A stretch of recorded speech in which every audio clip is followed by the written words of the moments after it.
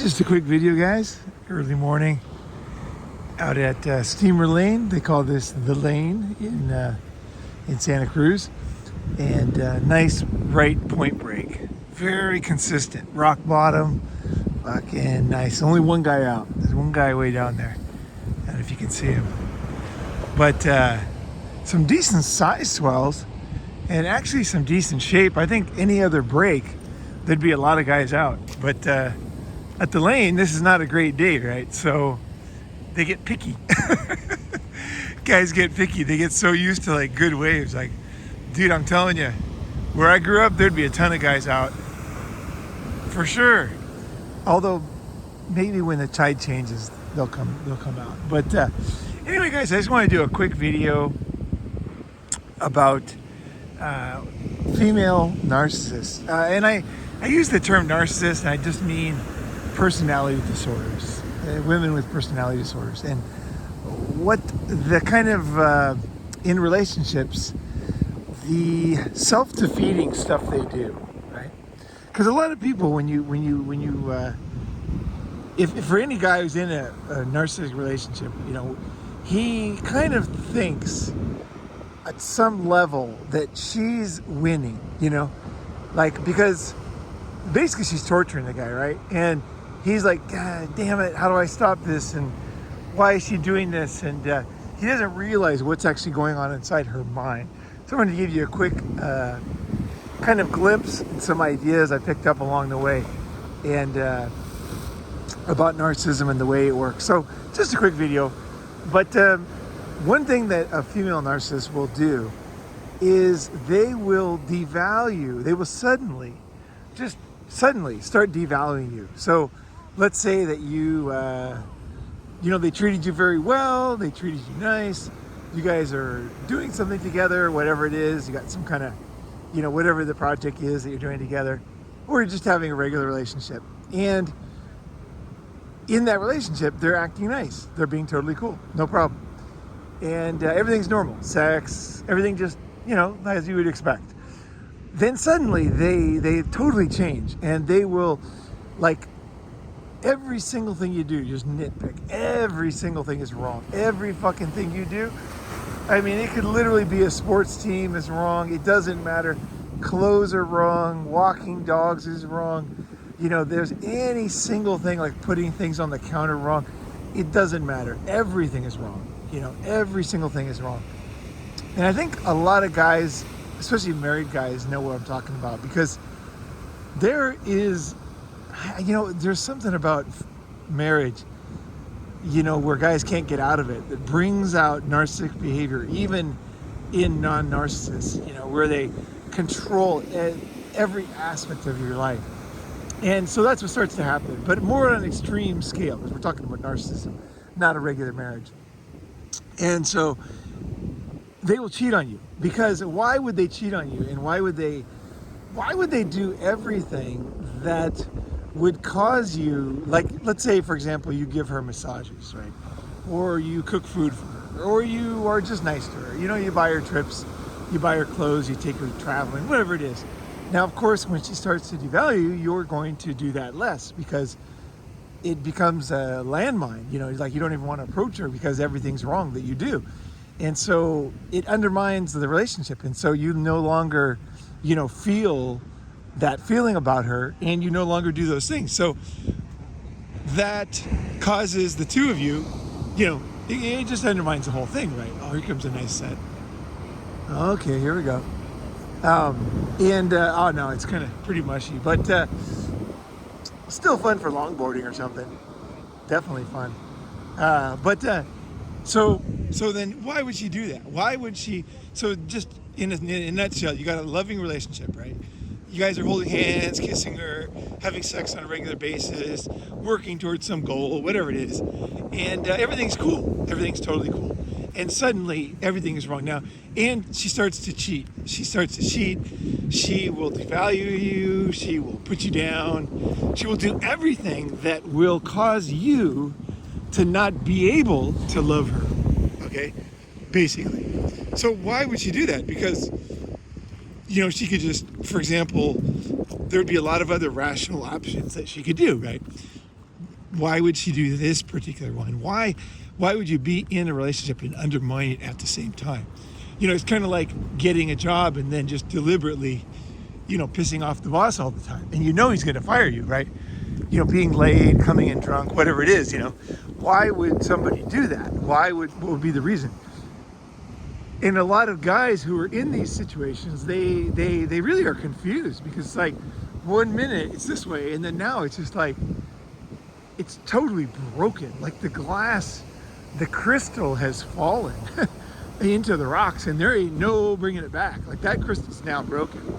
You no longer see her in the same way, and your mind is confused because you're kind of like, why would she do this, right? I'm going to explain why a woman would do that. The reason why is I don't know, it's relatively easy to understand, I would say. Not simple, but easy to understand. God, it's beautiful out here this morning. I love this. This is like a winter California day here. It doesn't get real cold in California, but most of California. But the ocean changes colors. And, you can kind of tell the season by the color of the water, basically. And so here's what's going on. It has nothing to do with you. There's nothing, you are interacting with her, and so naturally you will do things that another guy might not do, but her behavior has nothing to do with you, right? Her plan, her mindset has nothing to do with you. So what is going on? Essentially what a narcissistic female will do is they will have a kind of a picture of you, okay? And you're supposed to be a certain way, whatever it is in their minds, right? At first, it's an idealized image of you. And then later, it's a picture of what you are supposed to do. Now, as anybody knows, humans have free will, and we don't conform to what other people want us to do. We don't, just because our parents want us to be a certain way, we don't do that. The whole thing of raising children and growing and living is that you learn how to find who you are. You the things you enjoy, the things you want to do. Now, when someone tells you this is what you are, and no matter what, you can't change it, it just doesn't work, right? And so these things are destined to happen. They're destined to fail. But they have like an image of you. Like imagine they have a picture of you, and this is the way you have to be. And if you don't conform to that picture they have, what they do then, okay, is they feel like you're leaving them, okay? So in other words, the person they have is no longer there.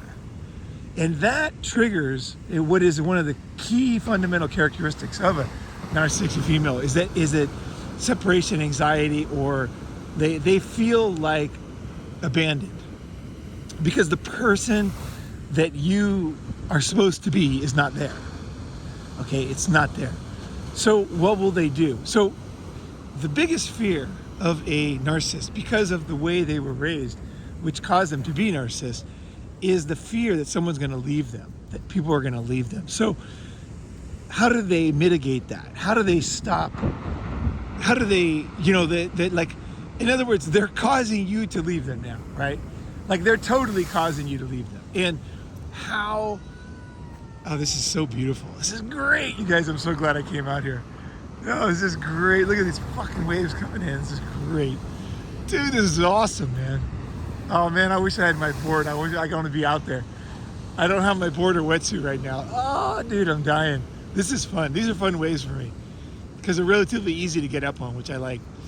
So anyway, so why would she do that? The reason why is because, and some of you guys might guess this, the reason why is because if she does it first, then she doesn't feel like you left her. So if she leaves you first, right, it's a defense mechanism, basically, is that she's like, okay, I'm gonna leave this guy first, okay, and then he can't leave me, right? You know what I'm saying? Like you can't say, it doesn't work like somebody like, tells you, you're not good at this or that or this or that, and then you say, well, you're not good, or, it doesn't work, right? It's the first guy who gets the jab in. Not that there's any benefit to it, but That's how it works, right? So once she has essentially left you, because like she's like, it's easy for her because she doesn't feel fear. And the other reason is because she's like, okay, she believes, okay, oh yeah, the other thing is when she treats you poorly, you start to act differently. Okay, and that makes it easier because this is all her defense mechanisms at work. Like her fucked up personality is what causes this whole thing to happen. Like none of this would have happened, like literally, except for the fact that she caused it to happen because of her own fear. Okay, her fear of abandonment means, and because in her rigidity and not able to accept who you are and what you are, those things combine that she kind of has to do this over and over. It's like a cycle. So what she does, and also when she devalues you and when you act differently, like you used to massage her, right? You used to tell her jokes, you used to cuddle, you used to do this and that, you used to be loving and kind, right? And all of a sudden you're just like kind of different because you don't feel the same, right? So naturally it's easier to leave you. What's harder to leave? A guy who's super nice and everything's going great, or some guy who, it's not so great, right? So there you go. She's like, okay, now she's like, and also she gets that kind of positive, that bias, that I'm right bias. Like, I knew this guy was like this, actually anybody's like that. If you cheat on anybody, they're not going to be the same. If you lie to somebody, if you treat somebody poorly, they're not going to be the same. So it's so dumb because that's the point of relationships, right? It's kind of a special situation, right? Where you don't act like everybody else. You have like a connection, right? There's something fucking special going on, right? And that's why people get in relationships.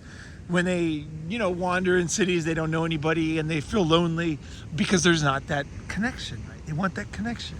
Two people, right? Connecting, right? Whether they're friends or lovers, those things it's very important for the humans is to connect, right? So now she devalues you because you don't match the kind of the image, the picture that she has.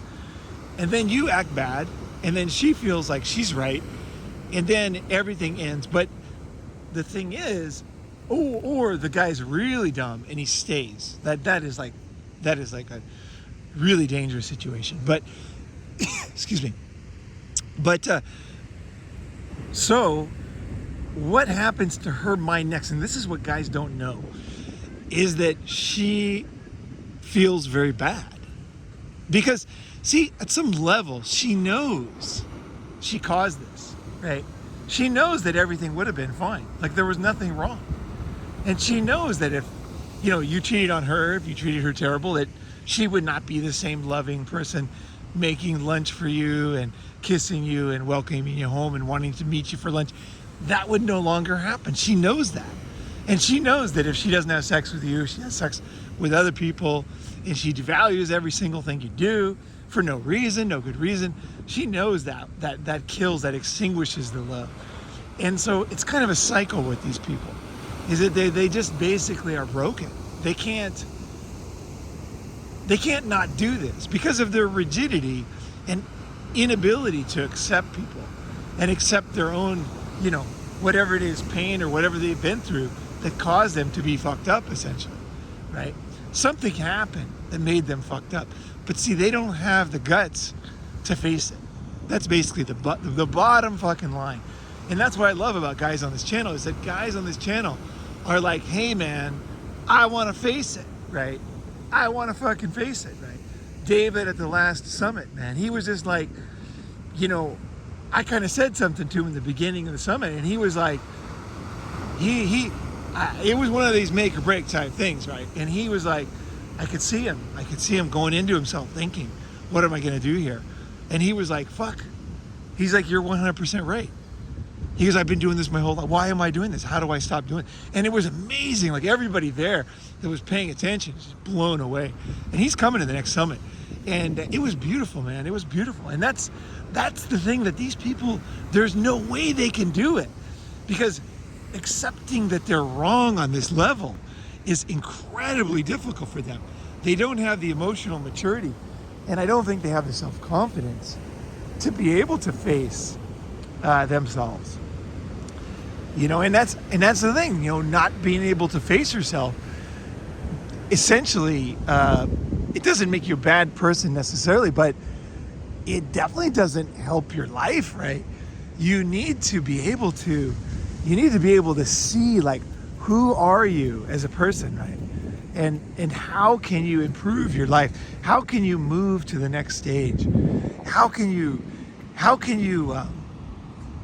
one of the biggest tragedies in life is when you're just like the same every day. Like from when you're like in high school, you're wearing the same leather jacket and you never change. One of the beauties, I kind of talked about it in the last episode, Attaboy, is that ability to accept different stages in your life is what really makes life a fun journey, because you're not in the same mindset. Like a lot of guys, they just want to recreate what they used to do. So this is what you see in Thailand a lot. Any area where there's a lot of prostitution, you see a lot of guys who, what they're doing is they are trying to recreate what they wanted in high school. So they're like, I'm going to get the hottest girl, and you know what I mean? Like, it's like you even see guys who, like you see older guys who dress exactly like they did in high school or college. Like guys rolling up their sleeves, like guys from the 50s, where they were like, 18 in the 50s, and they roll their sleeves up and they have cigarettes in there and they grease their hair back. You see this kind of thing in Thailand. And what they're doing is they're kind of like, it's really obvious. They're kind of doing what they always wanted to do, and that's cool. That's all right.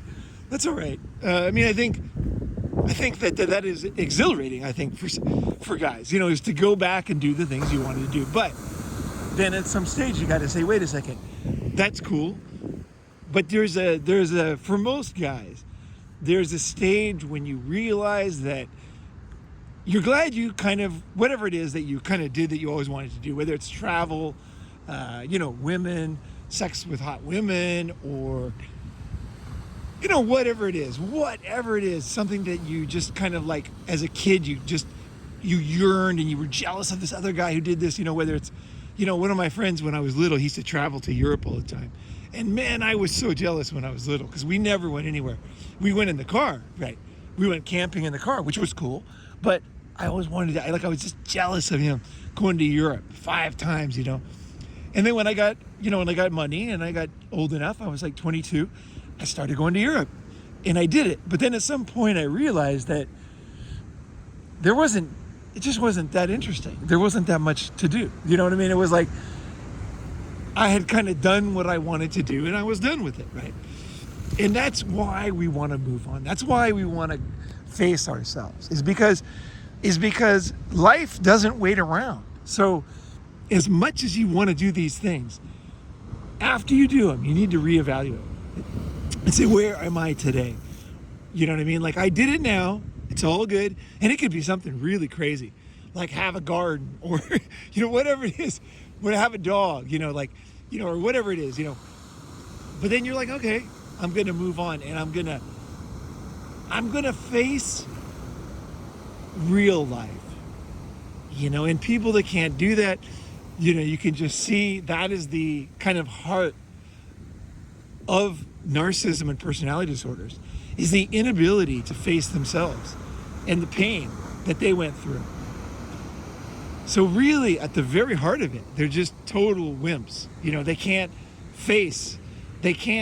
There's no way they could kind of admit, because when you have a personality disorder, you basically are sabotaging yourself all the time. And there's tons of collateral damage in your family, in your relationships, in your siblings, and you're losing opportunities. Like, you're basically just burning down the house. And being able to face that you burn down the house. Like, there's no fixing a lot of things. A lot of things can't be fixed. That's one of the things I really think Western society is really wrong about. And I think it comes from Christianity. It comes from Christianity because in Christianity, you can ask for your sins to be forgiven and you can be just the same as before, basically. If you ask God for forgiveness, then the idea is in Christianity is that you are now without, like you are clean, whatever.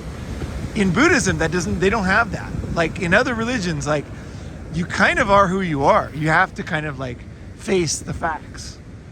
There's no magic, you just stick this thing in water and then it changes. Like in other religions, you can't do that. And that's why I really recommend, one, facing yourself, facing your the things you've done wrong, right? Facing those things before you do more things wrong. And then also accepting the fact that things can't be changed. I was doing a dinner, putting on a dinner with some guys on, Sunday? And one guy was like a real asshole to me while we were like volunteering to help like families in need. And he never apologized to me, but if he did, I was thinking about it. Because there was no reason to be in a bad mood. Like we were helping these families, we were shelling out all this food. It was great. There was like I put in the video in the last. If you saw the last video, look at the guy playing the guitar. That guy was an ex-Santana member, and it was great. We had Santa Claus, we had the fucking guy there, Santana dude. We had like a mariachi band, which was amazing. They were really the lead singer had an amazing voice, and it was. Probably cost like the whole thing cost like $30,000. It was a cool thing for all these almost exclusively Mexican families, and it was cool, But in the midst of this like really nice thing we were doing, this guy was like not nice to me, and I thought about it later. Like, what apology would I, kind of accept? I thought there's not much, because the problem is when you're addicted to somebody, you can't fix it. You know what I mean? Like they realize that, that you might be that way again. So it just kind of turns them off, because some people would never do that. They would never act like that in that situation. And so a smart person, as you get older, you start to see things quicker, learn quickly, and you realize like that person they might be on their best behavior now, but it's just going to happen again. It's because there was no reason. Like that, I hadn't done anything, and we were like having a good time, and Christmas, and Santa was there. Like there was no reason for that, and that's why as I've gotten older, I've gotten smarter. And I'll just end on this: is the advantage of getting smarter. Here's the advantage. One of the disadvantages is that you have to face some ugly truths, right? But the advantage is this. Here's the big advantage, is that you can reward good people in your life. Because some people, like they never act like that, ever. Like they don't have to apologize. Like I got a friend in Hong Kong, and the guy, I've known him for a long, long time, and we've been through a lot together, like a lot. And the dude is just a solid dude, like all the time. You know what I mean? It's just like, he's just a solid dude. And he's not perfect, but he's a solid fucking dude, and a solid fucking friend. And most people are not. I think a lot of people, they want to like everybody to be what they want them to be, like happy and friendly, and they're not, so one of the ways you stay on your game and optimistic is by accepting the reality of other people too. You're accepting the reality of yourself, but you're also accepting the reality of other people. And to end, I guess I'll fully end it on this, is that narcissists cannot change. And that's one of the hardest things to accept. For a normal, loving person, you just cannot imagine why somebody would continue to fall in love with someone and then deliberately treat them like crap in order to stop the fear of them leaving you. It's just insane. It's totally insane. But one of the truths about narcissism is that it is a personality disorder, and there's no, as far as I understand, and I've never seen it in my life, and I've known a lot of people with personality disorders their whole life, so like 50 years, is that they don't change. And every single statistic I've ever seen is that narcissists basically just don't change. And I think it is that they're just damaged. You know, they're damaged, and you can say, well, you know, like I feel bad for them, and I do feel bad for them. You know, that's true, but that's not any reason to allow them in your life, because you just can't do that to yourself. I mean, these people they're broken, right? They're just broken. So let them go their own way. Realize, you know, why they did what they did, why they do what they do, right? It's kind of their own broken internal system. Realize they're going to continue doing it. You know what I mean? And it's not an attack on you, basically. It's their own internal stuff. So just kind of mourn the fact that, hey, didn't work out. I didn't realize, you know, that you know, and there's no way to. I'm of the belief it's almost impossible to spot this type of stuff from the beginning. I know that a lot of people claim that they can do it, but I have not seen it. It's difficult. It's so difficult. There's so many kinds of people, and you know, if they lie to you, there's no way you can kind of know. If they lie to you about who they are, how the hell are you gonna know? I mean, I know it feels good to say that you would know, or that you do know, you have the secret. I don't think so, but I think what you can have is you can learn, and you can quickly adapt. And that's what I'm talking about here. It's not about never making mistakes in your life and friendships and lovers, but in like adapting quicker, you know. And that's what comes from education. So anyway, guys, I hope you guys have a great day. And oh, look at that. Oh yeah, nice little fucking reef break kind of wave. These are fun on longboards. They're short waves. They're not great. Now, as the tide changes, these are going to be killer. These are going to be great. It's going to be just a little bit longer. Like it's high tide now. It gets a little lower tide. That's good. Oh, look at that. That was a fun one. Oh yeah, that was fun. Nice cut back on that if you get on that. Hell yeah. Hell yeah. All right, guys. Thanks for joining me on my journey. You know, I'm out here in Santa Cruz in the morning. It's gorgeous. You know, it's a winter morning. If you ever saw the movie Lost Boys, that's the scene. See that? Can you see that not Ferris wheel, but amusement park over there? Yeah, that's the scene right there in Lost Boys. It's beautiful. It's so picturesque, this town. What's so cool about Santa Cruz is that you have the redwoods. I don't know if you can see any redwoods here. Nah, you can't see any from here, but they're like right over there. They're like all over the place. Like, it's so beautiful, man. As soon as you drive just like basically 3 miles, you start to see redwoods from here. And you know, it's just cool. I mean, these trees here are gorgeous too, but the redwoods are really something. They're amazing. Freaking amazing. All right, guys. Hey, I hope you guys have a good day, and I'll talk to you soon.